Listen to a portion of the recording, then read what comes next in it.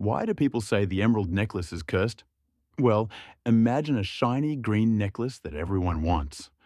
But whenever someone wears it, they start to sneeze a lot. It's like the necklace has a tickle monster inside. People think it's cursed because it makes them sneeze so much they can't stop. But here's the twist: the necklace isn't cursed at all.